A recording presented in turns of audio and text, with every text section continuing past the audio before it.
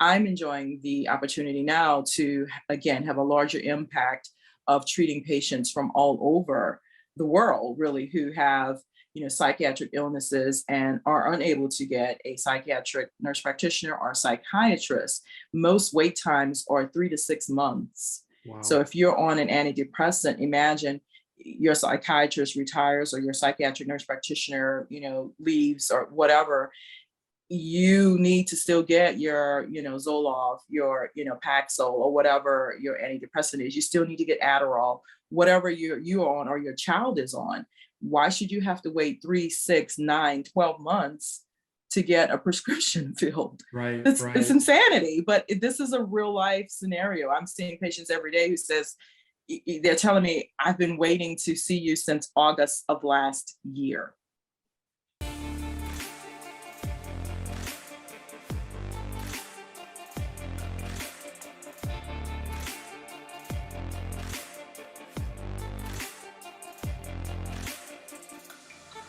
Hello and welcome to Say Hi to the Future, a podcast aimed at highlighting the human side of ingenuity, clever, inventive, and original thinking.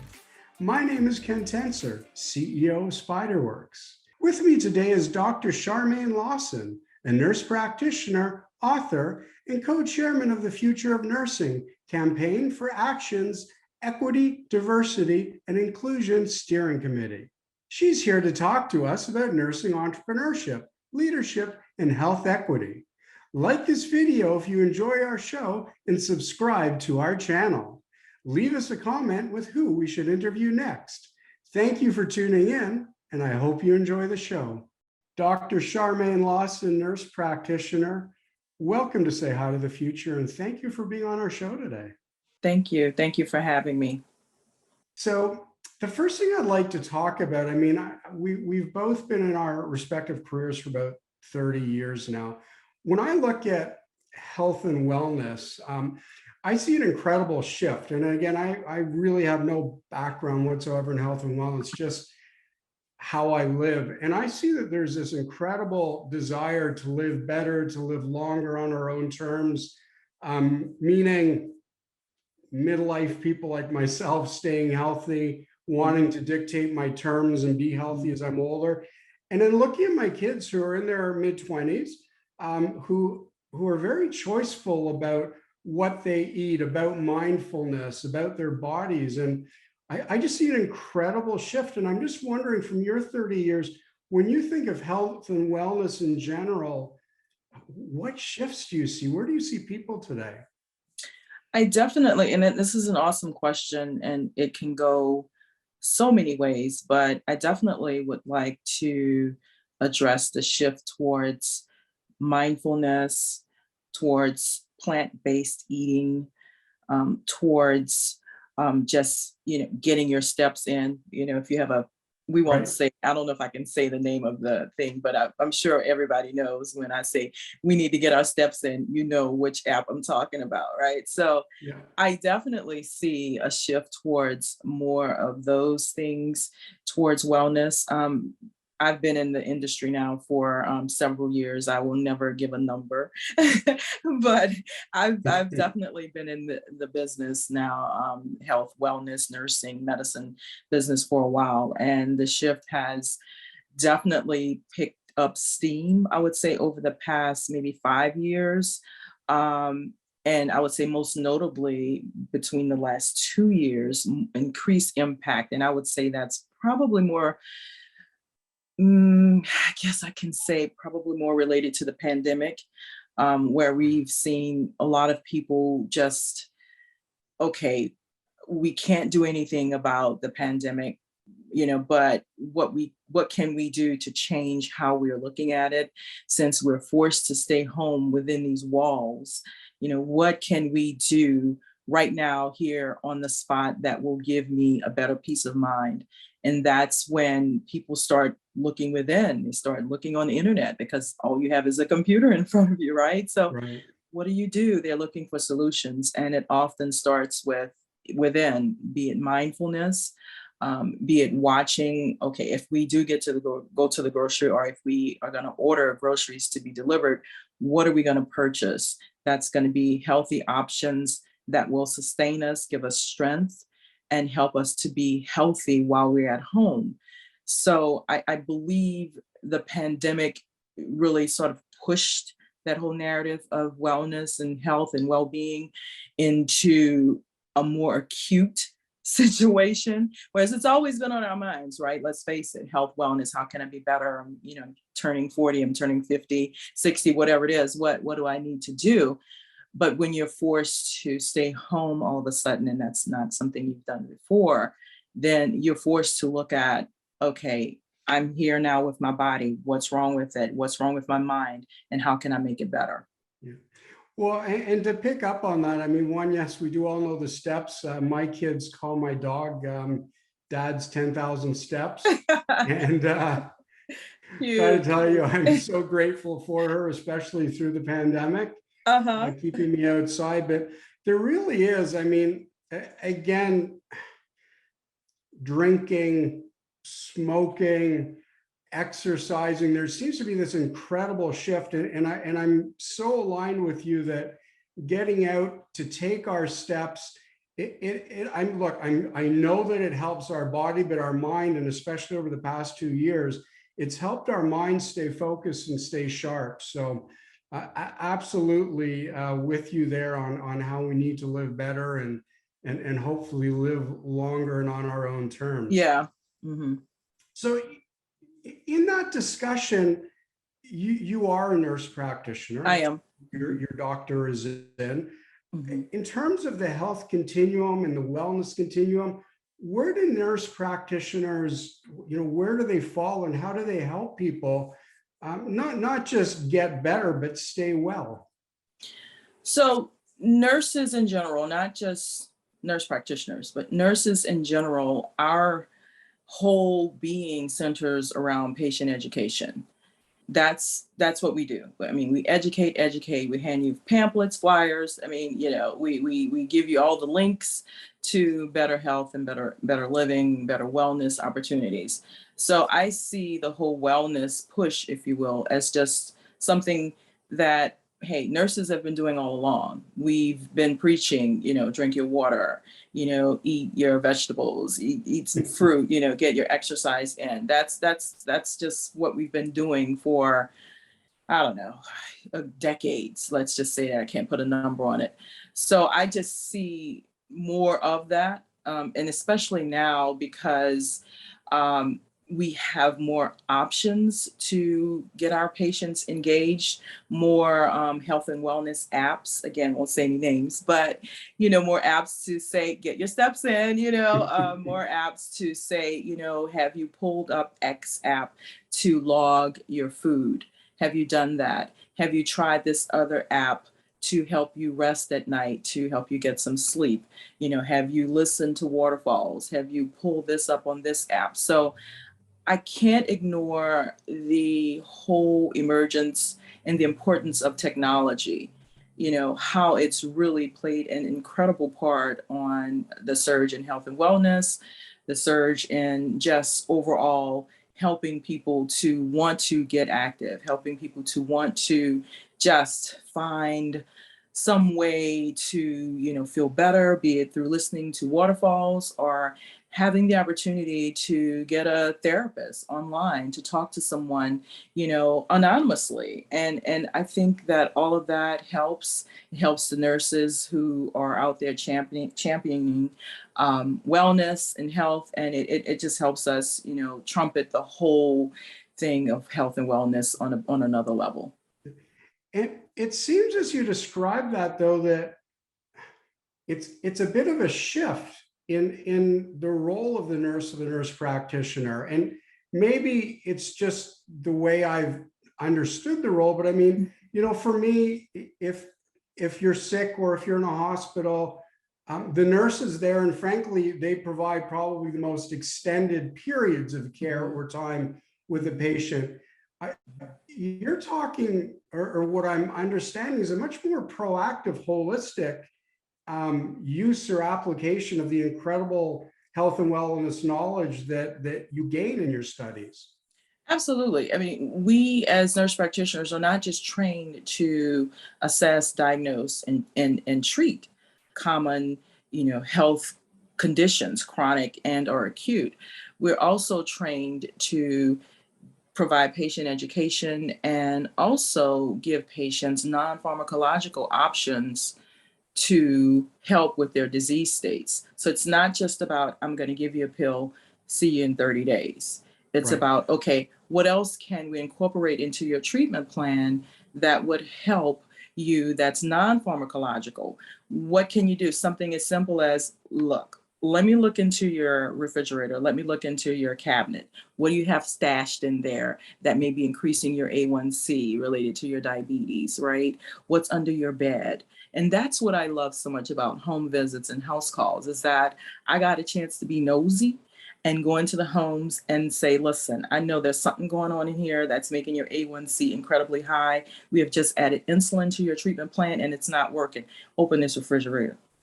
And so Yeah. we can Yeah. do that when we're in a home because it's like, well, you know what? This is my territory, but you're here now providing a home visit. Now I need to get nosy and see what's going on. So you're talking about a very different approach too, in the sense of the home visit, and you've been called the goat of house calls, the greatest of all time, and you've created something, I believe, starting in Louisiana, that's just Yeah. grown so much. So tell us about house calls and nurses' roles in house calls and how you got that coveted title. So, in all transparency, I'm not actively doing home visits anymore because I've done a total shift in that I'm now working pretty much full time in psychiatry as a psychiatric nurse practitioner. Okay. And the eventual turn in, say, within a year or so will be for me to resume home visits, but to have it more on a psychiatric level. So, that said, I started my house call practice. Oh my gosh, I don't know. Can we count? I mean, 2004, right? And so it wasn't. I didn't just. I call myself the accidental entrepreneur because I didn't say, oh yeah, I want this practice and let's go. I want to make money. No, it was really simply a response to a need in the community. A doctor approached me and said she was retiring and had all these patients she wanted me to see. One thing led to a next. Hello, Hurricane Katrina happened. Right. And after Hurricane Katrina happened, I had already opened my practice prior to that. But when Hurricane Katrina happened, I found myself in the midst of, just when I returned 2 months after the storm, I had my tech, my little Palm Pilot information stored on there for every patient. And because I had that information, all the hospitals were scrambling trying to find information. I was able to come back and start seeing patients. Again, I fully support tech, and so I was able to start seeing my patients. And one thing led to the next. We wound up having over 5,000 patients, had other nurse practitioners working with me, and it just became, wow, I'm on, with Katie Couric, I'm on all these stations. It was just pretty an amazing time. And it's something that I would absolutely do again as a response to a need in the community. And that's how we should always look at things. If you have something in your heart, spirit, soul, in academia that you have achieved, if something catastrophic happens in your community, you should always look, okay, where can I help? How can I be used? Just so happened that in this case, I was able to help and at the same time turn it into a full-fledged business. And so that's how House Calls 101 began. I began teaching other nurse practitioners from all over the world how to start a house call practice in their rural communities, books, and all sorts of things like that. It all spawned from my simple desire to say, I want to help those who are unable to get out to see a healthcare provider. I want to get out and see patients who are, homebound, but in many cases bedbound. And so that's how it started, just with me, just having the simple desire to help my community. Well, thank you for telling us that. Accidental entrepreneur, I call passionate entrepreneur. I think that it's for people who have that incredible inner passion and audacity. And as you said, see that need and you step up and fill it. So Yep. thank you for taking that step. So when I hear psychiatric nursing, I'm not overly familiar. I mean, what comes to mind is an incredible need in the Mhm. sense that whether it's disasters like Hurricane Katrina, whether it's a pandemic where, yes, we're mostly at home for 2 years, and I Yeah. don't care how Mhm. well balanced you start off, Right. it's gonna knock you a little bit off your course no matter what. So tell me about psychiatric nursing and the different roles that it can play in extreme situations, but just in coping with life. Right. So psychiatric nursing, or as I work as a psychiatric nurse practitioner, was just an amazing thing that I decided to do because I was providing primary care for so many years, and it was really getting increasingly difficult for me to find a psychiatric nurse practitioner and or a psychiatrist for my patients who had psychiatric disease states. And so that presented an issue for me. And like my inner motto is like, you see a need, fill it. I says, well, you know what, let me just go back and get my certification to do it. And so now I'm able to treat all psychiatric illnesses, assess, diagnose, and treat. The beautiful thing about being a psychiatric nurse practitioner, is that all of these things that I used to be able to go in the home to do, I can now do it online.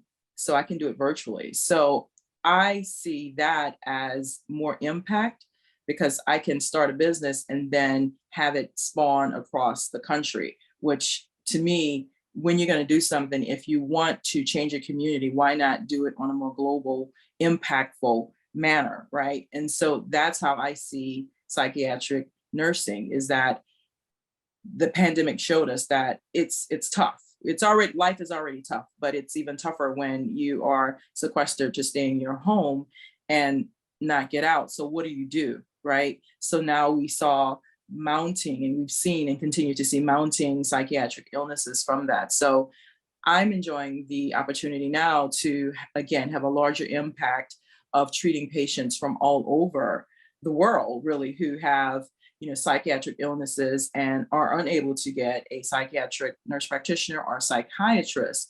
Most wait times are 3 to 6 months.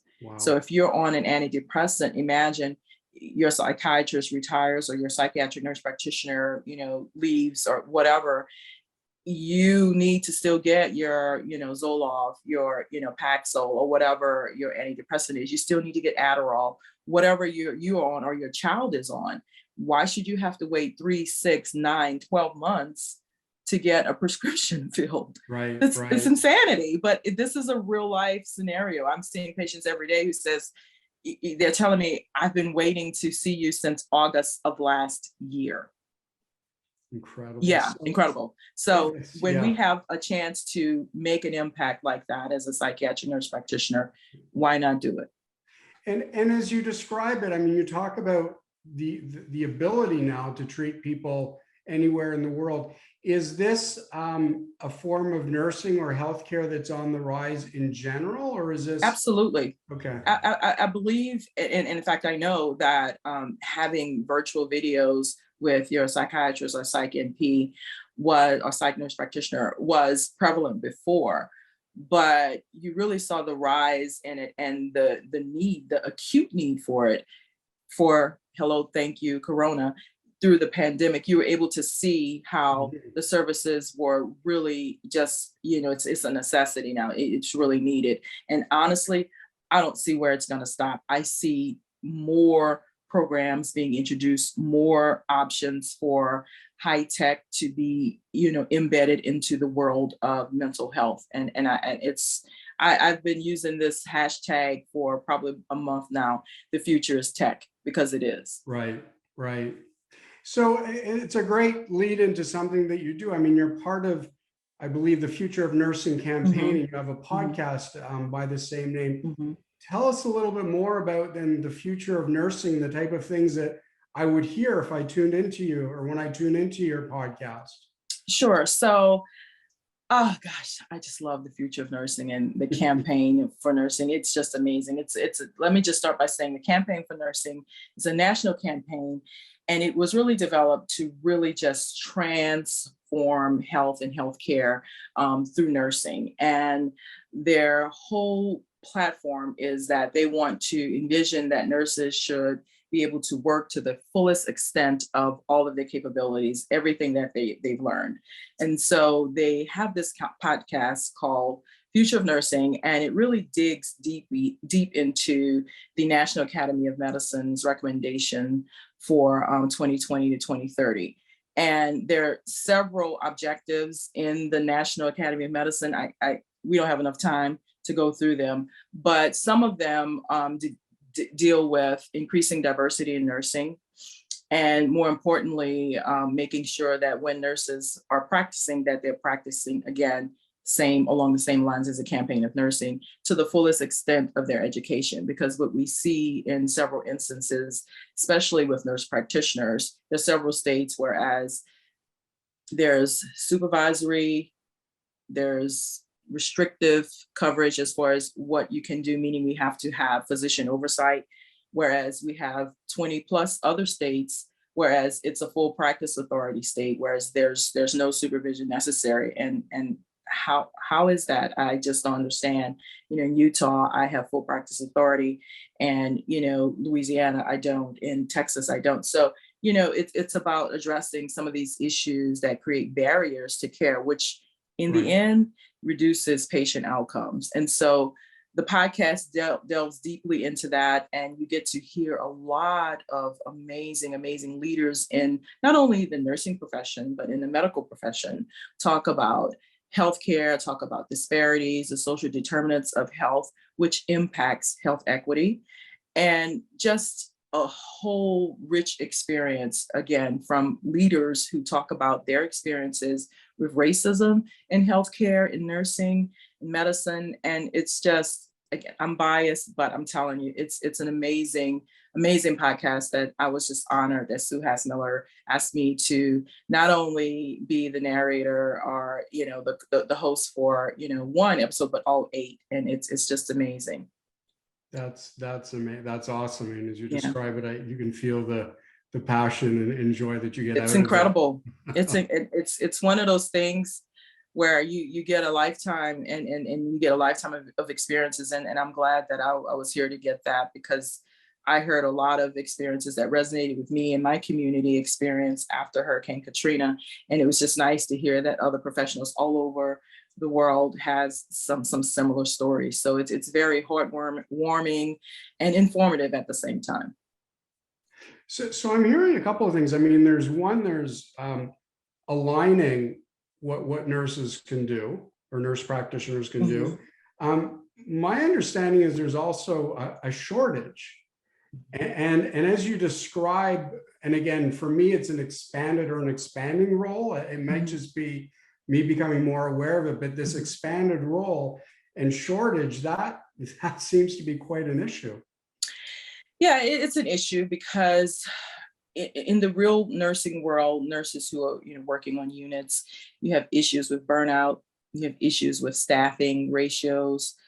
It's just, you have cases, I won't mention case, but cases where nurses are being charged for murder. And it's just, there's a lot going on the floors that's not nice, and they're not going to be sustainable for a long time in order to keep nursing staff. So the workforce on the nursing units is in trouble. So what you're having, and you're going to start seeing it more and more, is that nurses are going to start either leaving the profession or they're going to be going to specialties. So, and, that's where I guess I come in with nurses going into, being an APRN, being a CRNA, or being a midwife. And that's where they're going, because they're realizing that in those specialties, they have more autonomy.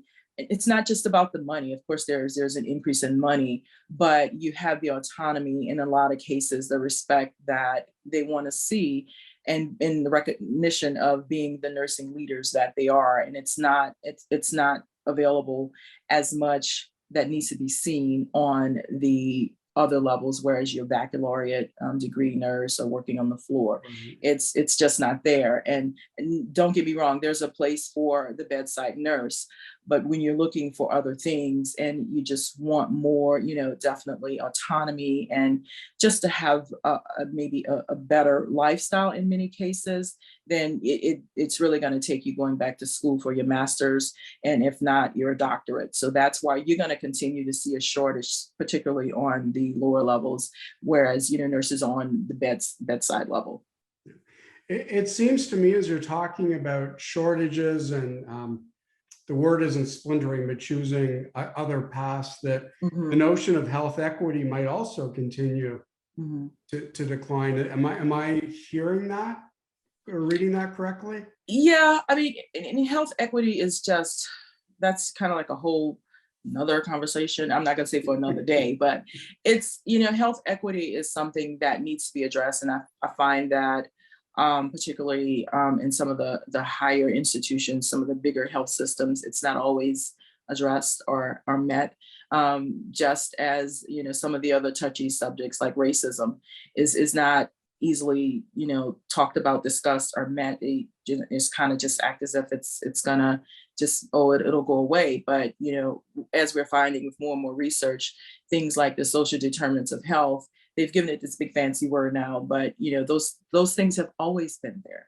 Right. And until you address them, you're not, until you fully address them, you're not going to see the health equity. So everybody can keep saying, oh, health equity, and screaming it, in the megaphone, we believe in health equity. Yeah, but how? What are you doing? Show me your policies that have been changed that address, structural racism. Show me some of the other policies there that have been changed to address different things that will affect the social determinants of health. And it's not there. So let's start there. Let's begin to address the real issues on a more consistent basis. Let's not just have it as lip service and say these key buzzwords because everybody's talking about DEI now. Everybody's, health equity. Okay, this is all great. Everybody's now at the party. Everybody's at the table. Okay, so now when are we going to eat? Right. And I mean, unfortunately, a common challenge in the sense of people like to think, but actually doing and acting on recommendations and then aligning them, I would guess nationally versus in very small pockets. That must be a heck of a challenge for you and the other advocates that you work with. It is, but at the end of the day, you should, my grandmother used to always tell me, you should never weary in well-doing. So you just keep up the marching, keep up the chanting, keep up the, gentle nudging and saying, hey, had you thought about this? Or had you thought about that? You keep up the meetings, keep bringing other people to the table who may have new and innovative ideas on how to get certain policies changed. Keep bringing in strong leaders from hospital systems and academic institutions who have the power to make changes, not their assistant. We bring in the leaders who actually can, change a bill and change something to, make some of these strategies that we're suggesting, come to light. Well, I love that. And I love the notion of not allowing yourself to become weary. And well-doing. You can't, especially in working with health equity and things with DEI. If you become weary, then that's not your ministry. You need to do something else. I have the sense that you do not easily grow weary. No, I can't. I just can't. Not when I want something that, look, I will, attack it just like a dog with a bone. I would just be there gnawing on it forever until I get some type of response. You're going to get tired of me if nothing else, you're going to get tired of looking at me gnawing on the bone. Wow. So Dr. Scharmaine Lawson, nurse practitioner, as our time starts to come to a close here, I have one last question, and it's a little bit of a different series that you Nola the Nurse. Yeah. What my baby, how does that come about? My baby, listen, I didn't start out and wake up just like Accidental Entrepreneur. I didn't wake up and say, hey, I want to write children's books, right? I didn't do that. I just, again, saw a need and I wanted to fill it. And this was back in 2014 when I had my daughter, and it's like, well, you know, I was looking for books that describe what I did in the role of a APRN, and it just didn't exist. And particularly, I was looking for a protagonist that had color, and that didn't exist. So I said, you know what, let me just write a story. Nola is New Orleans, Louisiana, Yeah. Nola the Nurse. And she's a little girl who, surprisingly and very original, wants to be a nurse practitioner. And she does home visits with her mom and decides that, you know what, I can do this. And so she embarks on taking care of her friends' baby dolls and goes from home to home. And each home she discovers a culture, just like with house visits, you discover a culture every home you go into. And she decides that, you know what, I want to do this. And she goes into these different homes, and each home represents a different country.